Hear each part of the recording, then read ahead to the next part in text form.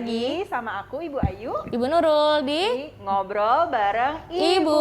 Gak berasa ya kita syuting gedebak-gedebuk. Isunya udah macem-macem ya yang kita bahas temanya. Udah bahas beraneka ragam. Iya. Apa aja tuh kemarin-kemarin yang kita Udah bahas sempet bahas hukum pernikahan, terus relationship, bahas mengenai uang, bisnis juga udah pernah. Nah, kalau ngobrol ibu-ibu kurang lengkap, kita ngebahas apa yuk sebenarnya? Ngebahas dilematika perwanitaan. Ya. Kalau di Instagram atau di sosmed kita tuh cukup aware sama kata-kata women empowerment. Ya, betul. Ya, sebenarnya ada apa sih di kalimat itu? Ada semangat feminisme, ya. Episode kali ini aku dan Ayu memang mau mengangkat tema feminisme.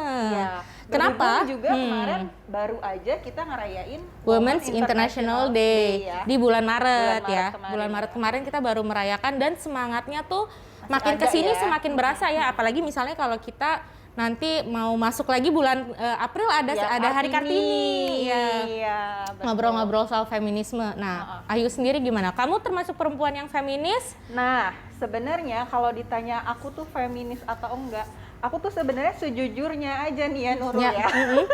Sejujurnya aku tuh sebenarnya nggak terlalu tahu sih definisi feminisme yang benar tuh apa sih gitu sebenarnya, karena selama ini informasi yang aku terima juga masih setengah-setengah nih. Aku takutnya kalau aku bilang, iya aku tuh feminisme atau aku tuh nggak feminisme, terus nanti ditanya, emang menurut lo feminisme apa? Iya ya, apa ya gitu. Jadi sebenarnya aku tuh juga masih agak bingung sih kalau gitu. ditanya ya. Kalau ditanya feminisme atau enggak gitu. Makanya pengen tahu juga nih sebenarnya definisi feminisme itu apa sih? Karena kan sekarang banyak banget nih gerakan-gerakan yang mengedepankan feminisme, kayak begitu kan. Nah, kita pingin tahu sih, sebenarnya aku juga pingin tahu gitu definisi yang sesungguhnya tuh apa feminisme. Kalau menurut kamu apa definisi menurut feminisme menurut kamu? Kalau aku sebenarnya cukup tertarik dengan isu gender ya, termasuk kan kalau ngomongin gender ada feminisme, ada patriarki macam-macam ya. Cuma memang kayak aku tuh dulu pertama kali ngerti yang namanya feminisme pas zaman aku kuliah S1 itu kayak 2000. Udah tua ya Mak, jadi sekitar 12 apa 13 tahun yang lalu terpapar informasi kayak gitu. Setauku memang kayak ada 4 gelombang, tapi makin kesini kok kayaknya perjuangan perempuan semakin banyak ya Ayu ya gitu. Mungkin kalau Ayu nggak yang terlalu memahami konsep feminisme seperti apa, tapi aku sebagai teman Ayu bisa ngeliat Ayu ini tipe orang yang sangat mendukung perempuan. Terbukti dengan pilihan karirnya dia dan cara berteman seperti itu ya, kayaknya mendukung. Sebetulnya feminisme sih kalau menurutku sesederhana itu ya, kita saling support, saling benerin mahkota bukan rebutan mahkota kayak gitu sih. Nah tapi kalau mau mengenal feminisme lebih detail lagi ya, kita punya bintang tamu nih hari ini, seorang jurnalis dan juga co-founder dari Magdalene. Ya, namanya siapa? Namanya Mbak Hera Diani. Diani beliau juga penulis buku dari buku ini. Bukunya 38 and Pregnant. Jadi bukunya menceritakan mengenai perjalanannya Mbak Hera waktu hamil. Bukunya juga nanti bisa didapat di Nuju Bulan. Kita mau bagi-bagi giveaway, tapi nanti ya di bagian belakang. Nanti berarti penonton keluarga Nuju Bulan bisa dapat bukunya Mbak Hera ini ya? Bisa dong, tapi stay tune di Instagram kita ya buat informasinya seperti apa. Nah, aku pas kenalan sama Mbak Hera ini kayaknya wah menarik banget nih buat diajak ngobrol mengenai feminisme karena kalau dilihat sendiri Magdalene itu memang dia sangat adalah sebuah website yang ngebahas banyak isu perempuan. Ya kan, mendukung perempuan. Jadi dia juga distribusi informasinya tentang perempuan ya, dan ini oke banget sih menurutku untuk ya. Kita bahas ya, karena pas banget juga acara ngobrol bareng ibu, namanya juga ibu. Ibu ya, Mbak Hera juga ibu-ibu ya. Nah, gitu kita langsung undang aja ya Mbak Heranya ya. Mbak Hera yang join sama kita di Zoom hari ini. Hai Mbak Hera. Halo Mbak Hera. Apa kabar? Baik, alhamdulillah. Makasih udah ngundang. Sama-sama Mbak. Ngobrol sedikit dong Mbak mengenai Magdalene. Aku dan foundernya Nuju Bulan sama Ayu juga cukup sering baca Magdalene juga. Mungkin Mbak Hera bisa cerita. Ini kan medianya beda sendiri ya Mbak dibanding website news yang lain. Iya, makasih banget loh udah baca. Senang banget kalau ada bilang, kamu baca Magdalene gitu. Ya, Magdalene ini memang majalah online gitu ya. Fokusnya pada linknya di magazine.co, bukan .com ya. Ini media dari majalah online gitu ya, berfokus pada isu-isu perempuan atau sebenarnya isu-isu politik, sosial, budaya juga kita bahas, budaya pop bahkan, tapi semuanya dengan lensa dan perspektif gender gitu. Jadi latar belakangnya begini sih, waktu saya seorang jurnalis sudah lama. Kalau Ayu tadi bilang 13 tahun, salah, Mbak Nurul bilang 13 tahun lalu, saya lebih lama lagi lulus kuliahnya.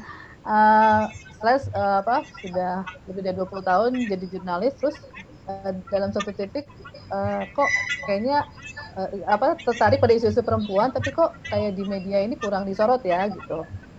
Media mainstream, media umum tuh jarang menyorot isu-isu perempuan gitu. Lalu media-media yang memang khusus pada perempuan kayaknya kurang memberikan gambaran yang beragam gitu tentang pengalaman perempuan. Ada media-media yang fokus pada lifestyle kebanyakan ya. Kalau perempuan tuh kayaknya tertariknya pada lifestyle, padahal kan nggak juga ya. Memang tertarik sih, dan itu nggak ada yang salah gitu. Tapi kan di luar itu kita juga banyak isu-isu yang ingin kita baca juga gitu, atau kita suarakan. Lalu di spektrum yang lain lagi ada media atau jurnal tentang perempuan, tapi dan bagus gitu ya, dan memang diperlukan, tapi kan nggak semua orang bisa mengaksesnya gitu. Bacanya saya aja kadang suka, aduh berat ya gitu. Jadi kita ingin, lalu saya dan rekan saya Devi kemudian membahas, yuk kita bikin yuk gitu. Nggak tahu gimana sih, nggak tahu bisnis, nggak tahu apa, tapi yaudah kita bikin deh gitu. Pengen menjembatani itu, pengen ada media perempuan yang membahas gender, isu-isu perempuan, tapi dengan bahasa yang populer gitu sih. Dan kami ingin memberikan juga platform pada kelompok-kelompok perempuan, kelompok minoritas lain untuk menyuarakan apa sih keresahannya gitu. Itu sih basically, Magdalene. Oke, itu tadi penjelasan Mbak Hera seputar majalah ya. Magdalene. Nah, lalu ngobrol-ngobrol nih Mbak Hera kan berarti kesehariannya Mbak Hera itu kan lebih ketemu orang-orang dan menulis artikel yang memang isu-isunya tuh dibahas dari perspektif perempuan gitu ya Mbak Hera. Nah, menurut Mbak Hera sendiri, kalau saya sih nih ya ngelihatnya feminisme di Indonesia tuh sering ada salah kaprah ya, Iya, yuk ya, betul. ada miskonsepsi. Misalnya kayak feminisme itu bertentangan dengan budaya timur, Iya. atau feminisme itu bertentangan dengan ajaran agama. Nah, sebetulnya kalau dari Mbak Hera sendiri memandang value feminisme itu seperti apa? Atau misalnya yang kayak aku tadi bilang ke Ayu, kalau Ayu mungkin dia dari tingkah lakunya aja udah mencerminkan dia mendukung semua kegiatan perempuan gitu ya, teman-teman perempuannya. Apa yang kayak begitu juga udah disebut feminisme atau seperti apa Mbak? Definisinya gitu loh Mbak, maksudnya biar kita nih orang nggak salah pemahaman bilang oh gue feminisme, lo nggak feminisme, tapi sebenarnya definisi yang benar tuh apa sih kalau menurut dari Mbak Hera nih gimana? Silakan Mbak. Iya betul. Sekarang Magdalene juga awalnya tidak menyatakan diri sebagai media feminisme, tapi lama-lama kita nih media feminisme sih sebetulnya gitu ya. Jadi memang banyak yang punya kesalahpahaman gitu soal feminisme ini, banyak miskonsepsi, banyak yang anti. Sebetulnya kalau secara sederhananya, ya teori banyak gitu ya soal feminisme, tapi secara sederhana ini feminisme itu adalah sebuah gerakan gitu ya, yang berangkat dari pengalaman penindasan yang dialami perempuan. Jadi dulu kan kita nggak bisa sekolah, nggak bisa voting gitu ya, memberikan hak suara, nggak bisa menggugat cerai, nggak bisa kerja di luar rumah dan sebagainya. Lalu timbullah gerakan ini gitu. Jadi feminisme ini sebenarnya muncul gitu ya dari keyakinan bahwa pada prinsip bahwa hak, privilege, status dan kewajiban itu seharusnya nggak dibedakan berdasarkan jenis kelamin. Eee, dan apa Jadi kalau jenis kelamin kan memang pasti gitu ya, tapi kan kayak pembagian peran itu gender itu kan itu dibentuk oleh budaya, itu adalah konstruksi sosial gitu. Nah, jadi lalu ya begitu, jadi kemudian berkembang ya feminisme ini tadi, Mbak Nurul sempat bilang ada gelombang-gelombangnya, memang eee, sejarahnya panjang dan di berbagai tempat berbeda-beda, tapi secara umum memang ada gelombang itu. Gelombang pertama itu dulu karena tidak bisa voting, terus perempuan menuntut itu gitu. Kemudian ada gelombang-gelombang berikutnya. Jadi kemudian berkembang dan sebetulnya gerakan feminis ini jadi semacam ideologi gitu ya, yang melandasi gerak atau upaya bersama gitu ya, buat ngebongkar semua apa ya, saya berusaha pengen lebih sederhana biar orang lebih mudah ini. Semua struktur, kuasa gitu yang menindas, menyengsarakan perempuan dan memarjinalkan dengan basis, tidak hanya identitas gender tapi juga seksualitas, kelas gitu ya, ras, kewarganegaraan, agama dan lain sebagainya. Jadi sebenarnya yang diperjuangkan feminis bukan hanya kesetaraan gender tapi juga kesetaraan, memperjuangkan masyarakat yang egaliter gitu ya, yang tidak tidak membedakan status, kelas, sosial dan sebagainya gitu. Jadi sebenarnya ke apa ya, kesempatan atau kesetaraan, dan ya kesempatan yang sama untuk semualah gitu intinya. Memberikan semua, orang kemerdekaan, pilihan dan, hak untuk, eee, me mencapai hal yang sama gitu. Begitu sih secara mudah-mudahan bisa ini ya. Oke, kurang lebih paham sih ya definisi feminisme yang tadi Mbak Hera udah jelasin. Nah, aku tuh jadi agak penasaran nih Nurul nih. Ya kan Mbak Hera kan sering membahas soal mengenai isu perempuan, gerakan feminisme gitu. Terus yang mana ditulisnya Konsepsinya belum ya? Apanya? Miskonsepsi? Oh iya, Oh iya, miskonsepsi. boleh. Ya. Sorry tadi kelupaan. Nggak apa-apa, Mbak. Jadi, banyak banget sih miskonsepsi tentang feminisme ini, kesalahpahaman gitu ya. Dulu juga terus terang waktu muda saya sebenarnya udah tertarik pada isu-isu feminisme, pada isu kesetaraan gender, tapi saya nggak mau kayak menyebut diri saya feminis karena ini feminis galak-galak gitu ya. Kayaknya kok Iya. feminis suka BH gitu. Iya. Kayak cocok gitu, tapi ya sebenarnya feminis itu juga banyak bentuknya dan mungkin juga kita jangan terlalu terfokus pada label juga gitu ya, karena kan kayak ibu-ibu kendang misalnya kurang feminis apa mereka gitu ya, tapi yang penting upayanya aja gitu. Tapi sebenarnya yang anti feminisme itu juga saya lihat kebanyakan tidak memahami juga gitu ya, dan tidak memahami konsepnya dan juga tidak dan juga ahistoris, tidak memandang sejarahnya. Pertama tuh biasanya dianggap bahwa feminisme itu berasal dari barat. Mungkin memang termnya sendiri memang diciptakan di Eropa gitu ya termnya ya, tapi di negara-negara di negara kita aja itu udah way gitu jauh sebelum Nusantara sebelum Indonesia ini ada, jauh pas zaman kerajaan Nusantara gitu itu sudah ada gitu feminisme, sudah ada pemimpin-pemimpin gitu ya, ratu-ratu yang memimpin kerajaan gitu, yang mendobrak ketabuan, yang membongkar segala budaya yang membatasi perempuan itu sudah ada jauh sebelum itu. Dan kadang-kadang juga orang Barat juga suka kegeeran mereka yang menciptakan feminisme gitu. Jadi saya ingat waktu itu sempat ke Berlin terus ditanya, saya sama teman saya tanya gitu, kamu ini ya apakah kamu generasi pertama feminis di keluarga kamu apa di negara kamu gitu? Ya GR banget kan. Tahu gimana feminisme itu sudah jauh banget gitu di zaman Nusantara, bahkan mungkin jauh sebelum itu. Lalu pas zaman kemerdekaan, perjuangan kemerdekaan, terus kita tuh sebenarnya waktu tadi saya baru ngedit artikel mengenai Ibu Maria Ulfa Santoso, Menteri pertama kabinet yang perempuan gitu. Itu jadi udah maju banget sebetulnya kita ini. Gitu. Jadi mungkin yang kadang yang bilang feminisme dari barat nggak sesuai gitu itu juga mereka padahal udah bisa sekolah itu kan itu hasil dari feminisme juga gitu, hasil gerakan feminisme. Kemudian miskonsepsi yang paling sering ada itu yang soal agama gitu kan, bahwa tidak cocok dengan agama dan feminis itu pasti ateis gitu ya, padahal memang sih saya sendiri, maksudnya saya tumbuh di keluarga Muslim gitu dan setahu saya Nabi Muhammad tuh udah feminis banget gitu ya.